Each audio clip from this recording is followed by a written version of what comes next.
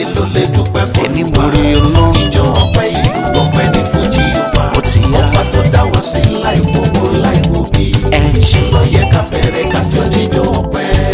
Àtàbàtúbú ń pèdè ara fọ́ lọ́jọ́ ìbí wípé bá wà láàyè ló lè dúpẹ́ fún ká jíjọ ọpẹ́. ìjọ ọpẹ́ ìlú ọpẹ́ ní fújì ọba Ọ̀ìn. ọba tó dá wá sí láìpòpò Láìpòwó láì. ṣe ló yẹ ká bẹ̀rẹ̀ kájọ jíjọ ọpẹ́. ọmọ lọ́jọ́ ìbí ò bá ronú rẹ̀ jinlẹ̀ ìrìn àjò láti gba ìkókó títí dóní o Èdùmàrè ló ń ṣàánú rẹ̀ tó jẹ́ kó ló gbà Adégòkè Ògúnmọ́lú ọ̀rọ̀ rẹ̀ tọ́pẹ́. Ìwọ tí a bàtà nígbà yẹn ká fira tùpá bàbá lọ́ṣọ́ ẹ̀dá jí tán náwó kó dúpẹ́ òre èrò tí ó ta ń ro lórí rẹ̀ ń dá sọ ni bẹ̀rẹ̀ kó ju ìlọlùjọ kó tún kọ́ mọ́lẹ̀ ọpẹ́ ńláńlá lọ̀rọ̀ rẹ̀ gbà kó dúpẹ́ òre. ọba tó dá wá sí láìpòpò Adégòkè Ògúnmọ́lú. ṣe ló yẹ ká bẹ̀rẹ̀ kájọ jíjọ ọpẹ́. Adégòkè Ògúnmọ́lú ní àṣewẹ́rẹ́ ní ṣolúwa. ọba tí mo ń pè tó ń jẹ́. àṣewẹ́rẹ́ ní ṣolúwa. Ògúnmọ́lú ló sọ bẹ́ẹ̀. ọba tí mo ń pè tó ń jẹ́. àṣewẹ́rẹ́ ní ṣe bàbá rẹ̀ o. Adégòkè Ògúnmọ́lú.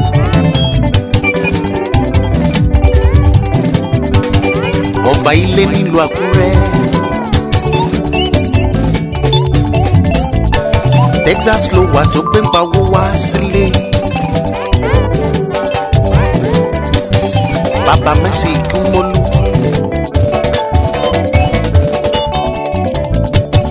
Bàbá Adékúnlé mi Ògúnmọ́lú. Ìwọ ni bàbá Olúwaṣẹ́gun Ògúnmọ́lú. Adégòkè mọ́ ń bá ẹ yọ̀ sẹ́. Àwọn tí ọba ilé nílùú Àkúrẹ́. Gbogbo wọn ló ń bá ẹ yọ̀ o. Àṣewẹ́rẹ́ níṣẹ́ Olúwa. ọba tí mo ń pè tó ń jẹ́. Ẹ ṣé gan ni ẹ kú ìtọ́jú mi mọ́mọ́ rẹ̀ Adégòkè ló wí bẹ́ẹ̀. ẹ ṣé gan ni ẹ kú ìtọ́jú mi mo rẹ̀.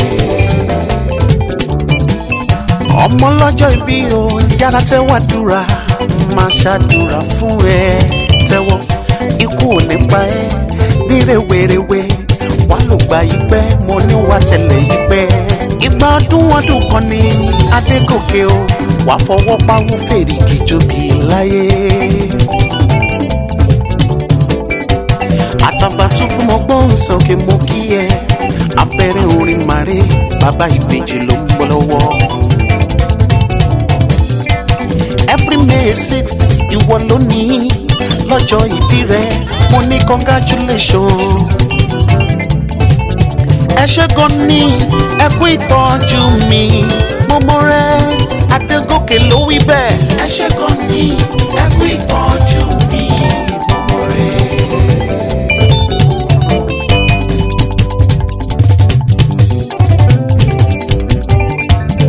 Bàbá o ṣé o àwa yìn ọ́ lógo. bàbá o ṣé o àwa yìn ọ́ lógo. Bàbá o ṣé o àwa yìn ọ́ jàre. bàbá o ṣé o àwa yìn ọ́ lógo.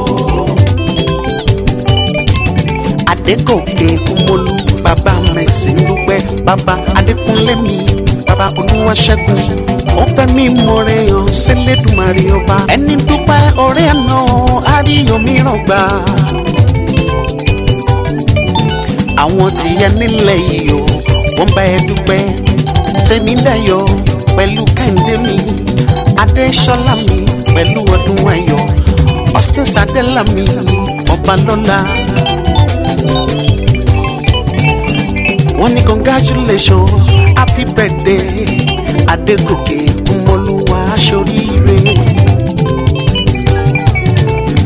bàbá ọṣẹ́ o àwọn èèyàn jàre. bàbá